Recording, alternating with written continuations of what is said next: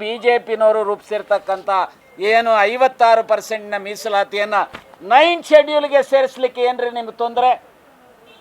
ತಮಿಳ್ನಾಡಿನ 69ಕ್ಕೆ ಸೇರಿಸ್ತೀರಿ. ಹಾಗಾಗಿ ನಾನು ಇಷ್ಟೇ ಹೇಳ್ತೇನೆ, ಇದೊಂದು ಜನರ ಭಾವನೆಗಳ ಜೊತೆಗೆ ಚೆಲ್ಲಾಟ ಆಡಬಾರ್ದು ಪ್ರೈಮ್ ಮಿನಿಸ್ಟರ್ ಅನ್ನೋದನ್ನು ಹೇಳ್ತಾ, ಈಗ ಮಾನ್ಯ ಮುಖ್ಯಮಂತ್ರಿಗಳು 1 ಗಂಟೆಗೆ ಅವರು ಅಪಾಯಿಂಟ್ಮೆಂಟನ್ನು ಕೊಟ್ಟಿದ್ದಾರೆ. ನಾವು ಈ ಸಭೆಯನ್ನು ಮಾಡಿ ಅವರ ಹತ್ರ ಹೋಗ್ತೇವೆ. ಅವರಿಗೆ ಈ ಮನವಿಯನ್ನು ಕೊಡ್ತೇವೆ. ಈ ಮನವಿಯ ರೀತಿ ಅವರು ಕ್ರಮ ಜರುಗಿಸಬೇಕು ಅನ್ನುವಂಥ ಒತ್ತಾಯವನ್ನು ಈಗಾಗಲೇ ಅವರಿಗೆ 5/5/2026 ಈ ಒಂದು ಮನವಿಯನ್ನು ಕೊಟ್ಟಿದ್ದೇವೆ. ಆದರೂ ಸಹ ಈಗ ಅಧಿಕೃತವಾಗಿ ನಮ್ಮ ಭಾವನೆಗಳನ್ನು ಅವರು ಅರ್ಥ ಮಾಡ್ಕೊಳ್ಳುವಂಥದ್ದಕ್ಕೆ ನಮ್ಮನ್ನು ಕರೆದಿರ್ತಕ್ಕಂಥ ಹಿನ್ನೆಲೆಯಲ್ಲಿ ಈಗ 1 ಗಂಟೆಗೆ ಹೋಗ್ತೇವೆ. ಅದಾದ ಮೇಲೆ ನಾವು ಕಾಯ್ತೇವೆ ಒಂದಿಷ್ಟು ದಿವಸ.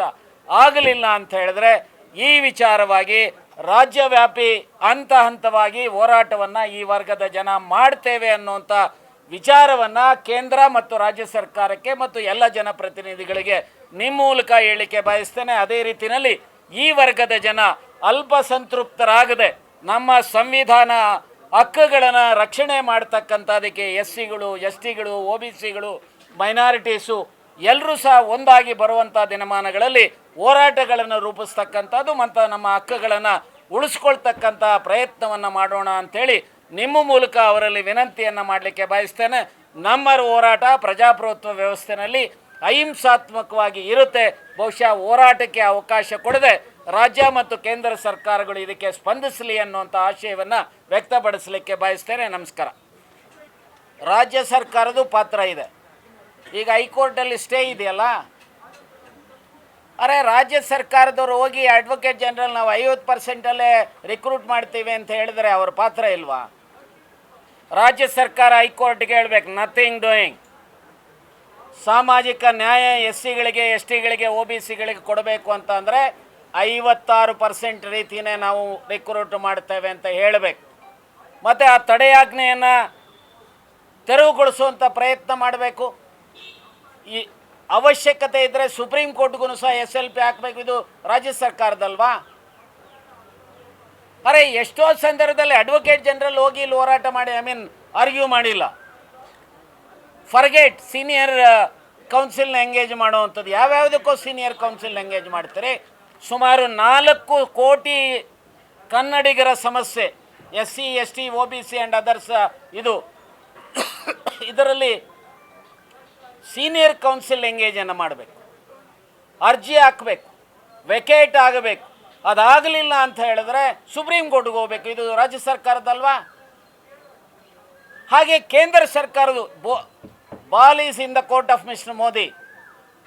BJPನವರು ಏನು ಮಾಡ್ತಾ ಇದ್ದಾರೆ? ಬಸವರಾಜ ಬೊಮ್ಮಾಯಿ ಅವ್ರ ಸರ್ಕಾರ ಮಾಡಿದಂಥ ಕಾನೂನು ಏನು ಮಾಡ್ತಾ ಇದ್ದಾರೆ? ಶೆಟ್ಟರ್ ಏನು ಮಾಡ್ತಾ ಇದ್ದಾರೆ? ಜೋಶಿ ಏನು ಮಾಡ್ತಾ ಇದ್ದಾರೆ? ಶೋಭಾ ಕರಂದಾಜೆ, ಸೋಮಣ್ಣ ಏನು ಮಾಡ್ತಾರೆ? ಭಾಳ ಮಾತನಾಡ್ತಾರೆ.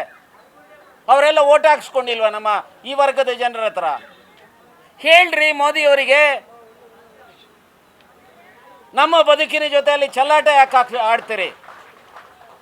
ಈ 10% ಜನ, ಅವ್ರು ಇರೋದು 7.5% ಎಕನಾಮಿಕಲಿ ವೀಕರ್ ಸೆಕ್ಷನ್ ಅಂತ ಹೇಳೋವಂಥವ್ರು. ಯಾವ ಇಂದಿರಾ ಸಹಾನಿಸ್ ಕೇಸ್ ಪ್ರಕಾರ ಅವರಿಗೆ ತರಾತುರಿನಲ್ಲಿ ಕೇಳದೇ ಇರಬೇಕಾದ್ರೆ 10% ರಿಸರ್ವೇಷನ್ ಕೊಡ್ತೀರಿ.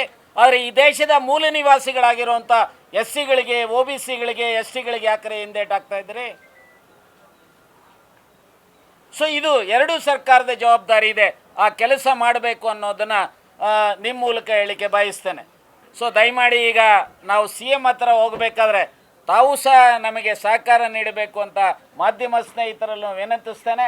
ಹಾಗೆ ಎಲ್ಲರೂ ಸಹ ಯಾರೆಲ್ಲ ಪ್ರಮುಖ ನಾಯಕರುಗಳು ಬಂದಿದ್ದೀರಿ ಅವರು ಇವರನ್ನು ಹೆಸರುಗಳು ಹೇಳಿದೆ. ನೀವೆಲ್ಲರೂ ಇದರಲ್ಲಿ ಇರೋವಂಥ ಪ್ರತಿಯೊಬ್ಬರು 1000, 5000, 10,000 ತರುವಂಥ ಶಕ್ತಿ ಇರೋವಂಥವ್ರು. ನಾವು ಇದನ್ನು ಶಕ್ತಿಯ ಪ್ರದರ್ಶನ ಸಭೆಯನ್ನಾಗಿ ಮಾಡಿಲ್ಲ. ಹಾಗಾಗಿ ನಾನು ಇಷ್ಟೇ ಹೇಳ್ತೇನೆ, ಅಥವಾ ಸರ್ಕಾರಗಳ ವಿರುದ್ಧ ಹೋರಾಟಕ್ಕೆ ಕಾಲು ಕೆರ್ಕೊಂಡು ಬಂದಿರೋವಂಥವ್ರು ಅಲ್ಲ. ಸರ್ಕಾರದ ಗಮನವನ್ನು ಸೆಳೀತಕ್ಕಂಥ, ಸರ್ಕಾರ ಕೆಟಲಿಸ್ಟ್ ಆಗಿ ಕೆಲಸ ಮಾಡಬೇಕು ಅಂಥೇಳಿ ಅವ್ರ ಮೇಲೆ ಒತ್ತಡ ತರತಕ್ಕಂಥ ಕೆಲಸವನ್ನು ಮಾಡ್ತಾ ಇದ್ದೇವೆ. ಇಲ್ಲಿಂದ ನಾವು 12:35ಕ್ಕೆ ಬಿಡ್ತೇವೆ. 1 ಗಂಟೆಗೆ ಮುಖ್ಯಮಂತ್ರಿಗಳ ಮನೆ ಹತ್ರ ಹೋಗ್ತೇವೆ. ತಾವು ಮಾಧ್ಯಮ ಸ್ನೇಹಿತರು ನಮಗೆ ಸಹಕಾರ ನೀಡಬೇಕು ಅಂತೇಳಿ ವಿನಂತಿಸಿ ನಾನು ಮಾತು ಮುಗಿಸ್ತೇನೆ. ಸಂಪೂರ್ಣ ನ್ಯೂಸ್, ಇದು ನೊಂದವರ ಧ್ವನಿ.